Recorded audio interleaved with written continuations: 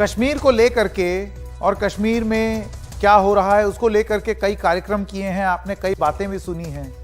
लेकिन आज हमने सोचा कि समस्या के साथ साथ समाधान पर भी चर्चा की जाए और एक बुनियादी प्रश्न पूछा जाए कि यह बात स्पष्ट हो गई है कि अब तक की जो रणनीति है उसमें कुछ खोट है, उसमें दिक्कत है, तभी तो यह परेशानी हो रही है ना। तभी लोग, कश्मीरी पंडित और लोग जो हैं वो अब छोड़ छोड़ के जा रहे हैं। इतना ही सब अच्छा होता तो नहीं जा रहे होते। तो इसका मतलब अब तक की रणनीति जिसका बहुत बखान किया गया वो सही नहीं थी, उसमें कुछ गलतियां थी, बहुत बड़े बड़े ब्लंडर थे। तो क्या कश्मीर को एक नई रणनीति की जरूरत है? और वो नई रणनीति क्या हो? समस्या नहीं, समस्या के साथ साथ समाधान पर भी चर्चा बहुत जरूरी है। तो आइए सबसे पहले आपको बताते हैं कि हो क्या रहा है। घाटी छोड़कर कश्मीरी पंडित जा रहे हैं। पिछले 2-3 दिनों में करीब 500 कश्मीरी पंडित जम्मू पहुंचे हैं। एक महीने में टारगेट किलिंग की 9 घटनाएं हुई हैं। गुरुवार को कुलगाम में बैंक मैनेजर विजय कुमार की हत्या हुई। गुरुवार को बड़गाम में प्रवासी मजदूर की भी हत्या हुई। और इसके अलावा और भी बहुत सारी चीजें हो रही हैं। आप जानते हैं इससे पहले भी तमाम किलिंग्स, टारगेट किलिंग्स हुई हैं। कश्मीर में पलायन 2.0 के बारे में बात हो रही है। समाधान कैसे निकलेगा?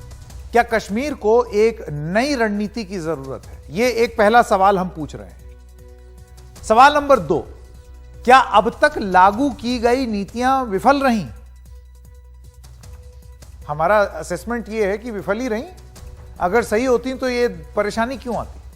और नंबर 3, राजनीतिक समाधान चाहिए या पुलिसिंग समाधान, यानी कि प्रशासनिक समाधान चाहिए आपको, या एक राजनीतिक समाधान? राजनीति से दूर होगा संकट या सख्ती से, या राजनीति से संकट और बढ़ेगा?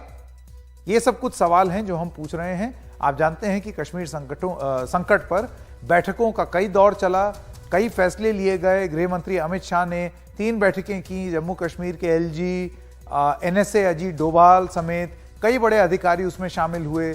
और उसके बाद यह कहा गया कि कश्मीरी पंडितों को सुरक्षित जगहों पर शिफ्ट किया जाएगा, लेकिन घाटी से बाहर नहीं। और सीमा पार से ये भड़काया जा रहा है, ये इस हिंसा को, सभी हमलों की योजना पाकिस्तान में बनी है और सरकार ने घाटी में हिंसा की बढ़ती घटनाओं के लिए पाकिस्तान को जिम्मेदार ठहराया। वो कहते हैं जम्मू कश्मीर में तालिबान की मौजूदगी के सबूत अभी तक नहीं है। तो ये बात आज की जो मीटिंग है उसमें से सामने आया है।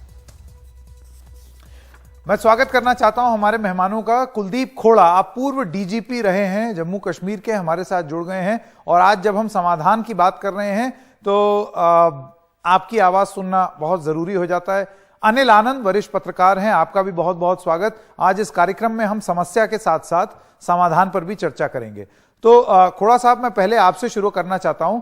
कल हमारे अंग्रेजी के कार्यक्रम में आपने एक बड़ी जरूरी बात बोली और मैं चाहता हूं कि हमारे हिंदी भाषी दर्शकों के लिए भी आप वो बात अगर दोहरा दें तो बहुत बढ़िया हो।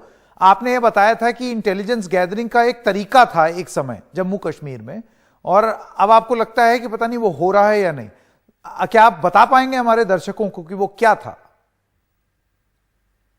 जी, इंटेलिजेंस जहां तक पुलिस का ताल्लुक है, ऑपरेशंस के बारे में बड़ी स्पेसिफिक रही है। तभी उसी का नतीजा ये है कि इतनी टारगेटेड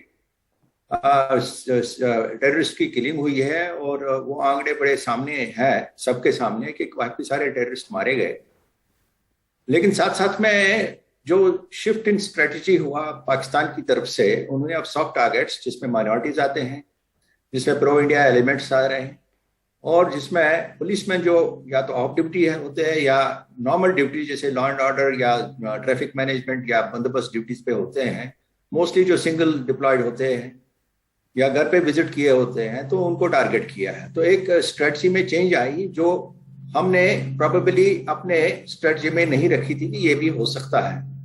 और उसी का नतीजा ये हुआ कि इसमें कश्मीरी पंडित्स भी और बाकी जो बाहर के माइनॉरिटीज हैं वो टारगेट होना शुरू हो गए। उससे प्रेशर डेवलप करने का और एक प्रोसेस जो था कि कश्मीरी पंडित्स को कश्मीर में बसाने का, उसको रिवर्स करने का एक तरीका उन्होंने स्टार्ट किया है। तो इसमें जो इंटेलिजेंस गैदरिंग जो एक पाकिस्तान की तरफ से जो एक स्ट्रेटजी बनी है कि स्मॉल आर्म्स को यहाँ पे भेजा जाए, चाहे ड्रोन्स के जरिए, चाहे इन्फिल्ट्रेशन के जरिए, और वो स्मॉल आर्म्स यूज किए जा रहे हैं। तो हमारा जो सिस्टम था, जो एक बड़ा सक्सेसफुल रहा, जिसके नतीजे में टेररिस्ट वायलेंस में बहुत कमी आई थी, जिसमें सबसे मिनिमम फिगर जो आप रिकॉर्ड से देख सकते हैं, या नेट पे भी हैं, या MHA के फिगर्स भी हैं, सबसे मिनिमम फिगर्स आज तक के आतंकवाद में 2012 में थे, और तब से थोड़े बहुत बढ़ गए हैं। तो वो एक सेंसस, एक तरीका कर दिया था। वो सेंसस कोई ऑफिशियल सेंसस नहीं था, वो एक नॉर्मल थाने की कार्रवाई थी, कि जिसमें थानेदार अपने इलाके में ये देखता था कि कौन कौन से घर यहाँ पे हैं उसके इलाके में, जहां पे टेररिस्ट के लिए सिंपैथी है, टेररिस्ट को शेल्टर दे सकते हैं, या टेररिस्ट वहां पे जा सकता है और टेररिस्ट को हेल्प मिल सकती है वहां पे। तो वो एलिमेंट हमेशा पुलिस के राडार में रहते थे, और उसके नतीजे में गिरफ्तारियां भी हुई, और उसके नतीजे में काफी सारे जो टेररिस्ट एक्शंस थे, या ये टारगेटेड किलिंग्स जो अभी हो रही थी, प्रिवेंट हुए उस टाइम। तो मुझे अभी नहीं पता है कि वो अभी चल रहा है कि नहीं है, वो तो ऑफिशियल लाइन ही बता सकती है।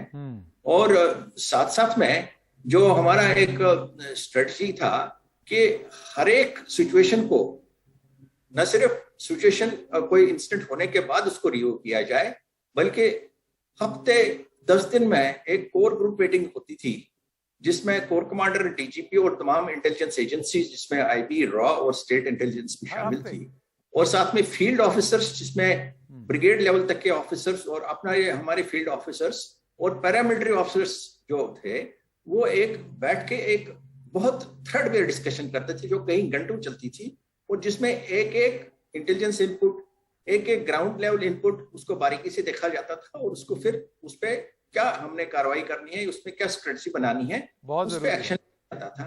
तो वो दो चीजें हम अडॉप्ट की थी, जिसके नतीजे में मैं समझता हूं कि सिक्योरिटी फोर्सेस और पुलिस की एक तो सिनर्जी बहुत बड़ी रही, कोऑर्डिनेशन जबरदस्त रही, और रिजल्ट्स भी सामने आए। तो आज जो मीटिंग हो रही है, जैसे आज की मीटिंग में LG साहब भी थे और चीफ ऑफ आर्मी स्टाफ भी थे, ये एक लोकल लेवल पर इसका होना, जो पहले भी होता था वो होते रहना, अब वही है, क्योंकि हमारे पास अभी कोई एक प्रतिनिधि नहीं है सरकार की तरफ से या प्रशासन की तरफ से, हो सकता है वो ये कहें कि ये चीज अभी भी हो रही है, लेकिन चूक जरूर हुई। अनिल आनंद जी, मैं आपके पास आना चाहता हूं और मैं आपसे ये पूछना चाहता हूं, कई जो पॉलिटिकल स्टेक होल्डर्स हैं वहां पर कश्मीर में, उनका ये कहना है कि अभी का जो प्रशासन है पिछले 3 साल से अपनी वाहवाही करने में और अपना बखान करने में और पीठ थपथपाने में इतना मसरूफ हो गया, इतना बिजी हो गया, कि उस चक्कर में लोगों का दिल जीतना उन्होंने शायद छोड़ दिया।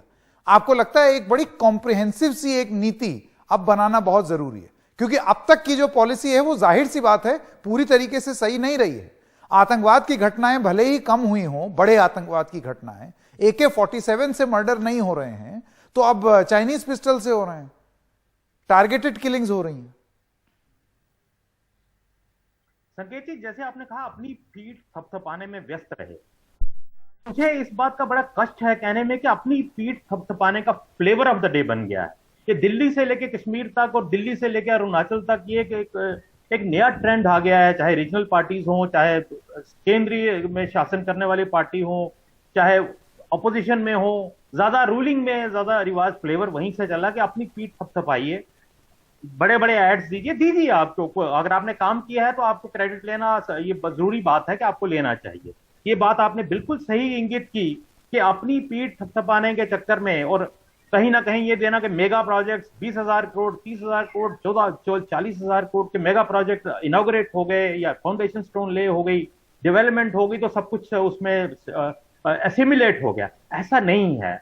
जम्मू कश्मीर जैसी जगह पे, जैसे कि खुदा साहब ने कहा, वो तो DGP रहे हैं, मैं सिक्योरिटी वाले मसले में ज्यादा कुछ उनके आगे ऐड नहीं करूंगा, लेकिन 2 खदशात उन्होंने जो जाहिर किए, लैक ऑफ कोऑर्डिनेशन और इंटेलिजेंस के बारे में उन्होंने खदशात जाहिर किए। डायरेक्टली उन्होंने नहीं कहा कि मुझे नहीं मालूम है अभी क्या हो रहा है, वो जाहिर है कहीं ना कहीं नजर आता है। लैक ऑफ कोऑर्डिनेशन, वहां पे कम से कम आधा दर्जन एजेंसीज, बल्कि उससे भी ज्यादा एजेंसीज फील्ड पे काम करती हैं जहां तक सिक्योरिटी का मैनेज करने का ताल्लुक होता है। यूनिफाइड कमांड इसलिए बनी थी। अब क्या यूनिफाइड कमांड की मीटिंग्स रेगुलरली हो रही हैं, नहीं हो रही हैं, और फिर इंटेलिजेंस का फ्लो, जिस तरह खुड्डा साहब ने कहा कि लोकल लेवल पे, थाने के लेवल से घरों की शनाख्त, लोगों की शनाख्त, कौन अच्छे हैं कौन बुरे हैं, ये चीजें वाकई ध्यान देने लायक हैं। और ये इन चीजों का निवारण नॉर्थ ब्लॉक में बैठ के नहीं हो सकता, ये लोकल फैक्टर्स हैं, उनमें होना चाहिए। जहां तक आपने कहा पीठ थपथपाने का, और मेरा मानना है कि ये एक सिक्योरिटी का तो एक बहुत बड़ा काम है वहां पे, और सिक्योरिटी फोर्सेस ने पिछले 30 साल में बहुत जबरदस्त काम किया है वहां पे।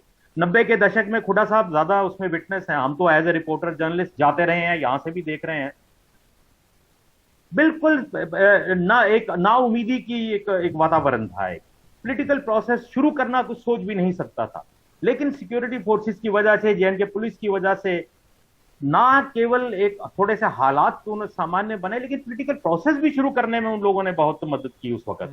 लोगों को, पॉलिटिकल पार्टी लीडर्स को घर से निकाला, उनको आश्वासन दिए, उनको वो लोग भी निकले, बहुत से पॉलिटिकल लीडर और कार्यकर्ता मरे भी, जान भी दी उन्होंने, तब जाके वो प्रोसेस शुरू हुई थी।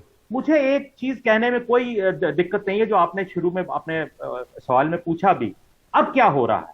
देखिए, आप political process is at a non stand still, कोई पॉलिटिकल प्रोसेस वहां पे है नहीं, क्योंकि आपने एक किस्म का एक वातावरण ये तैयार कर दिया है कि या हम हैं या कोई नहीं है। तो देखिए, ये भी जैसे कोऑर्डिनेशन सिक्योरिटी लेवल पे यूनिफाइड कमांड है, ऐसे ही कोऑर्डिनेशन पॉलिटिकल सिस्टम में, सेटअप में भी होनी चाहिए। अब मुझे बताइए, ये सारी बातें हो रही हैं, अभी तक एक ऑल पार्टी मीटिंग का किसी ने जिक्र नहीं किया जम्मू कश्मीर की यूनियन टेरिटरी में हो जाए या बात की जाए।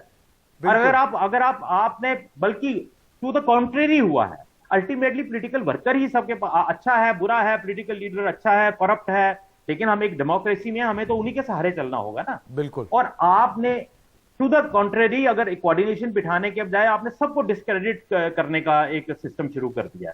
जो चोर है उसको पकड़िए, इसमें कोई दो राय नहीं है, जो करप्ट है उसको पकड़िए, ठीक है, आपकी बात समझ गया। चोर मत बोलिए, और सिस्टम को डिस्क्रेडिट जब आप करेंगे वहां पे, तो पाकिस्तान इन स्थितियों का फिर फायदा उठाता है। बिल्कुल। कुलदीप खोड़ा जी और अनिल आनंद जी, आप दोनों का बहुत बहुत धन्यवाद। और समस्या के साथ साथ समाधान पर भी चर्चा करना बहुत जरूरी है, क्योंकि मामला बेहद संवेदनशील है। कू ऐप पर तुषार लिखते हैं कि सेना को शासन से निर्देश क्यों नहीं मिल रहे हैं। नवीन लिखते हैं, क्या कश्मीर के वादों पर सरकार विफल हो रही है। आशु का लिखना है कि कश्मीर मामले में केंद्र सरकार पूरी तरीके से नाकाम है। एक छोटे से ब्रेक के लिए रुक रहे हैं, ब्रेक के बाद आपको कुछ प्रतिक्रिया सुनाएंगे।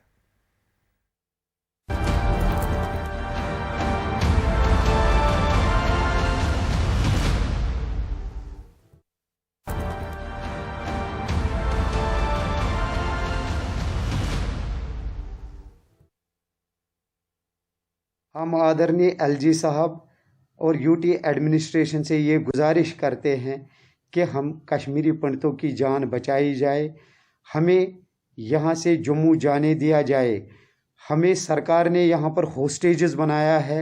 हमारे पेरेंट्स ने सब कुछ छोड़ छाड़ के अपनी जानों के लिए हम लोग भागे थे अब जम्मू के लिए, और वही हालात आज दोबारा बन गए हैं कि हमें अपनी जान बचा के कश्मीर से जम्मू की तरफ वापस पलायन करना पड़ रहा है। हालात बिल्कुल फेवरेबल नहीं है माइनॉरिटीज के रिगार्डिंग। आप देख रहे हो क्या हालात अभी चल रहे हैं। We were feeling highly unsafe in that situation, तो हमें उस दिन सर वहाँ से निकलना पड़ा, और उसी दिन हम वहाँ से निकल आए सर, जिस दिन उसकी किलिंग हुई राहुल भट्ट की।